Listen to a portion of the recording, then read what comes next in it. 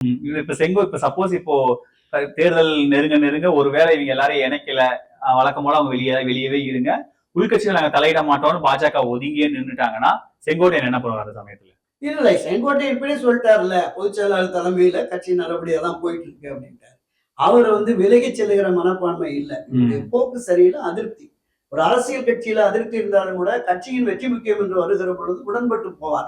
அப்புறம் எதுக்கு முரண்டு பிடிக்கணும்? இல்ல முரண்டு இல்ல, முரண்டு இல்ல. அவருடைய செயல்பாடுகளில் அதிருப்தி இருக்கிறது. அந்த அதிருப்தியை வெளிப்படுத்துறார். அதுபோல கட்சியை பலவீனப்படுத்தணும் சார். இப்ப நம்ம 2 பேரும் பேசுறதுக்கு அந்த செங்கோட்டையன் கலந்துருந்தாருன்னா நீங்க நம்ம 2 பேரும் பேசிருக்கவே மாட்டோம். ஆனா அவர் அதை அவாய்ட் பண்ணும்போது தேவையில்லாத அவரா ஒரு குழப்பத்தை உருவாக்கிட்டே இருக்காருல்ல கட்சி. இல்ல குழப்பத்தையே உருவாக்கல. ஒரு தலைமையினுடைய போக்கு சரியில்லை, அவர் வகுக்கிற வியூகம் என்பது அதிமுகவுக்கு வெற்றி தேடி தராது என்கிற பொழுது அது தன்னுடைய கருத்தை ஆழமா பதிவு பண்றதுக்கு சந்தர்ப்பம் கிடைக்கும் போதெல்லாம் அதை பயன்படுத்துவார்ல.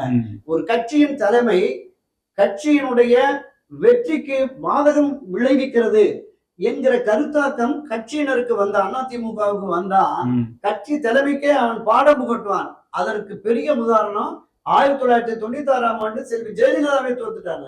எவ்வளவு பெரிய வாக்கு வங்கி, எவ்வளவு பெரிய ஆளுமை மிக்க தலைமை. ஆனா அவங்க எடுத்த 91, 96 காலத்துல எடுத்த அந்த முடிவுகள் இருக்குல்ல, அதனுடைய அந்த போக்கு இருக்குல்ல, அது ஒரு அதிருப்தியை, மிகப்பெரிய கோபத்தை ஏற்படுத்துதான்.